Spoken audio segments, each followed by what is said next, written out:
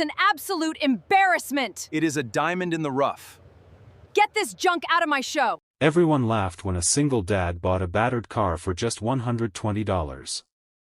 But when a ruthless CEO tried destroying it, one shocking discovery transformed the forgotten wreck into an automotive legend worth millions, changing both their lives forever. Ethan Brooks had learned long ago that life rarely rewarded people who complained. Ever since losing his wife 5 years earlier, every sunrise had been a reminder that his daughter, Lily, depended entirely on him. He opened his tiny repair garage before dawn, swept the dusty concrete floor, and worked until long after sunset. The business barely paid the bills, but Ethan refused to sacrifice honesty for quick money. His customers trusted him because he fixed only what was necessary, never charging for repairs people did not need. That reputation, though modest, was worth more to him than any luxury office or expensive title. Parked outside the garage was the ugliest car on the street, a faded gray coupe that Ethan had purchased from an impound auction for only $120. Its paint had peeled away years ago, rust covered most of the body, and the cracked windshield looked ready to fall apart. Children laughed whenever they walked past it. Even customers joked that the car looked like it belonged in a junkyard instead of a mechanic's shop. Ethan simply smiled. He never explained why he spent countless evenings cleaning tiny engine components instead of replacing them. Deep inside, he believed the old car held a secret that everyone else had overlooked. One bright Monday morning, the peaceful routine was interrupted by the arrival of a convoy of polished luxury vehicles. The lead car, a stunning black executive sedan, stopped directly in front of Ethan's garage. The rear door opened, and Victoria Hale stepped onto the sidewalk wearing an elegant business suit. As CEO of Hale Automotive Group, she was famous for transforming struggling dealerships into billion-dollar showrooms. She carried herself with complete confidence, surrounded by assistants, photographers, and security guards who treated every word she spoke as an important command. Victoria glanced toward Ethan's garage and frowned. Her eyes settled on the rusty coupe parked outside. She laughed softly before speaking loud enough for everyone nearby to hear. "Is that thing actually yours?" she asked. "I thought cities removed abandoned vehicles." Several members of her team laughed immediately. Ethan wiped grease from his hands with a clean rag and calmly walked toward her. "It still gets me to work every morning," he replied with a polite smile. Victoria shook her head. "I've spent my career building beautiful automobiles," she said. "That rust bucket is an embarrassment to every car on this street." Before Ethan could answer, one of Victoria's drivers rushed toward her. "Ma'am, we've got a problem," he said nervously. "Your performance coupe won't start." Victoria's smile disappeared instantly. Her mechanics inspected the engine for nearly 30 minutes, connecting expensive diagnostic equipment and discussing complicated technical possibilities. None of them found the problem. Watching quietly from across the street, Ethan finally stepped forward. "If you don't mind," he said, "I'd like to take a look." One mechanic smirked. "You really think you can fix what certified specialists couldn't?" Ethan ignored the comment. He opened the hood, listened carefully to the engine, checked a single connector beneath a wiring harness, and tightened a loose electrical ground. He then asked the driver to turn the key. The engine roared to life immediately. Silence filled the street. Victoria stared at Ethan in disbelief. Her mechanics exchanged embarrassed glances while photographers lowered their cameras, unsure what to capture next. "You got lucky," Victoria finally muttered. Ethan smiled gently. Sometimes the smallest problems hide in the biggest machines. Although impressed, Victoria refused to admit it. Instead, she looked once more at Ethan's battered $120 car. "I'll give you $500 for that pile of junk," she said. "At least then it can be crushed into something useful."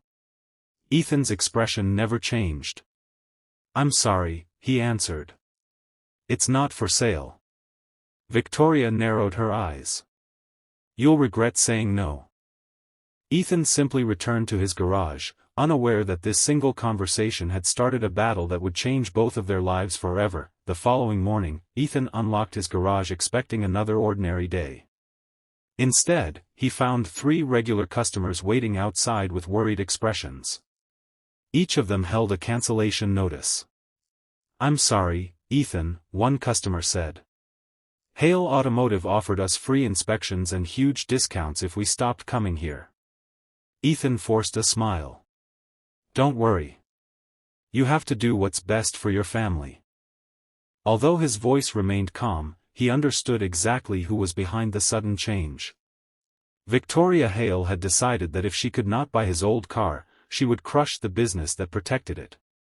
By the end of the week, giant banners appeared across the street advertising Hale Automotive's newest luxury showroom. Bright signs promised unbeatable prices, premium service, and world-class mechanics. One banner displayed a cartoon drawing of a rusty old car beside the words, "Some vehicles belong in museums, or scrapyards." Everyone knew the joke was aimed at Ethan. Lily noticed people pointing toward their old coupe as they walked home from school. "Dad," she asked quietly, "why don't we just sell it? People keep laughing at us." Ethan gently placed his hand on her shoulder. "Never let other people's opinions decide the value of something you believe in," he said. "Some treasures wear ugly clothes." That evening, after closing the garage, Ethan carefully removed another panel from the old coupe. Hidden beneath years of dirt was a small brass plate covered with faded numbers and a signature almost impossible to read. He cleaned it gently with a soft cloth. The signature matched one he had seen years earlier in an automotive history book written about a legendary engineer whose experimental vehicles had disappeared before reaching production. Ethan's heartbeat quickened. "If this is real," he whispered, "this isn't an ordinary car." The next afternoon, a silver classic convertible stopped outside the garage. An elderly gentleman stepped out, carrying a leather notebook filled with photographs of rare automobiles. "My name is Charles Bennett," he introduced himself. "I collect historic prototype cars. Someone posted a picture of your coupe online, and I drove 300 miles hoping it was genuine." Ethan invited him inside. Charles slowly walked around the vehicle, studying every weld, bolt, and body panel. He crawled underneath with a flashlight before opening the hood. Minutes passed without a word. Finally, he stood up with tears shining in his eyes. "Incredible," he whispered. "What is it?" Ethan asked. Charles pointed toward the cleaned brass plate. "This signature belongs to Jonathan Mercer, the engineer who designed one of the most influential experimental performance platforms in automotive history. According to official records, every prototype was destroyed." He paused, unable to hide his excitement. "Except, apparently this one."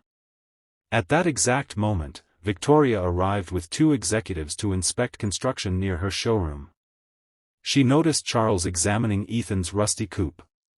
"You actually came all this way for that junk?" she laughed. Charles turned toward her calmly.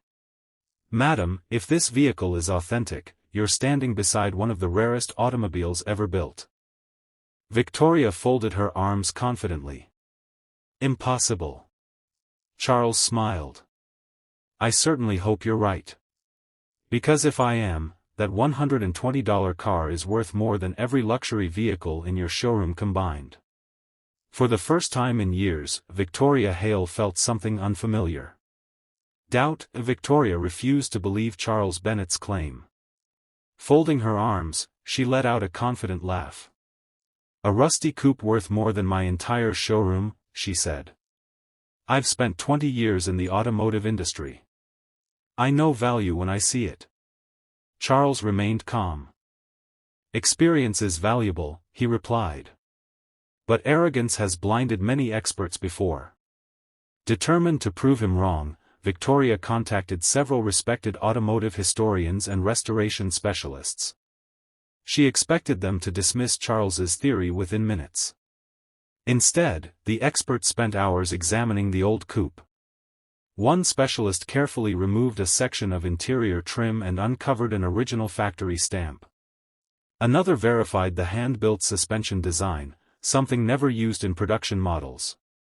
A third compared the engine numbers with historical archives. Each discovery strengthened Charles's conclusion. By late afternoon, the lead expert finally spoke. "There is no doubt," he announced. "This is the missing Mercer prototype number 1.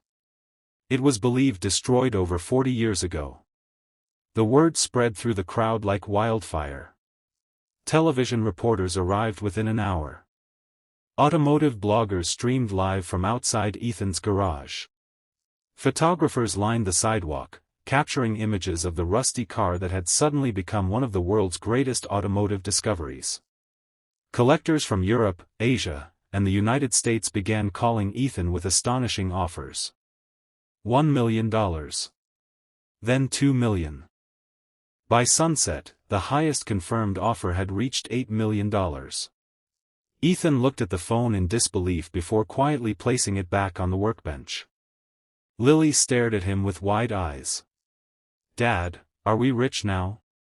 Ethan smiled warmly. "Money changes a lot of things," he said. "But it shouldn't change who we are." Meanwhile, Victoria watched the news coverage from her office. Every headline praised Ethan's honesty and remarkable discovery. Reporters questioned how one of the country's most famous automotive CEOs had failed to recognize a historic masterpiece parked across the street from her own showroom. Her phone rang non-stop. Board members demanded explanations. Investors wanted answers. Social media exploded with criticism, accusing her of judging people by appearances instead of knowledge. For the first time in her career, Victoria realized her reputation had suffered a devastating blow. The next morning, she drove alone to Ethan's garage without assistants, cameras, or security guards. "I'd like to make an offer," she said quietly. Ethan listened without speaking. "I'll pay $10 million, Victoria continued. "Sell the prototype to my company. I'll restore it personally and make sure the world remembers your name." Ethan looked toward Lily, who was helping sweep the garage floor. He turned back to Victoria. "This car isn't just about money anymore," he replied. "It's proof that people should never judge value by appearance." Victoria lowered her eyes.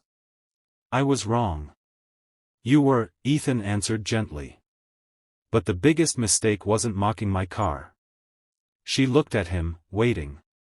"It was believing someone with an old garage and worn-out clothes couldn't teach you something." Victoria stood silently, unable to argue. For the first time in years, the powerful CEO had nothing left to say, while the single father she once dismissed had earned the respect of the entire automotive world. The story of Ethan Brooks and his forgotten prototype soon became international news.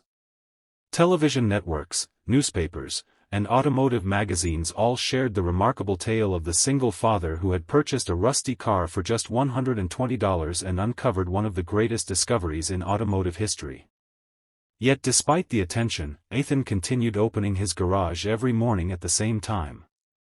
He still greeted every customer with a smile, repaired ordinary family cars, and treated everyone with the same respect he had shown long before fame arrived. After weeks of careful thought, Ethan declined every private collector's offer. He believed the Mercer prototype deserved to inspire future generations instead of disappearing into the garage of a billionaire.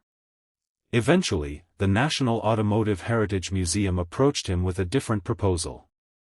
Rather than simply buying the vehicle, the museum promised to restore it exactly as its legendary designer had intended, create an educational exhibit about its history, and recognize Ethan as the man who saved an irreplaceable piece of engineering history. The agreement also included a generous payment that guaranteed financial security for Ethan and Lily without hiding the prototype from the public. Ethan accepted the offer, knowing the car would belong to everyone who loved automotive history. The museum's grand unveiling attracted thousands of visitors from around the world. As the restored prototype rolled onto the stage beneath bright lights, the audience rose to its feet with thunderous applause. A large display told the incredible story of how an overlooked mechanic refused to judge a rust-covered automobile by its appearance. Standing beside Lily, Ethan felt proud, not because of the money or recognition, but because his quiet determination had preserved something truly priceless. Among the guests was Victoria Hale. This time, she arrived alone. She walked toward Ethan with genuine humility. "I owe you more than an apology," she said. "You reminded me that success without respect is empty. I judged you before I knew you, and I almost destroyed something extraordinary." Ethan smiled kindly.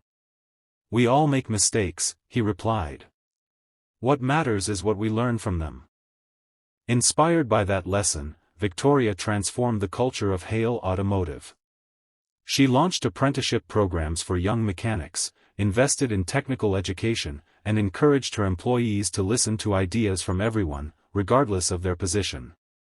Slowly, her company regained public trust, not because of expensive advertising, but because people saw a real change. Using part of the museum payment, Ethan expanded his small garage into a community training center where struggling young people could learn honest mechanical skills free of charge.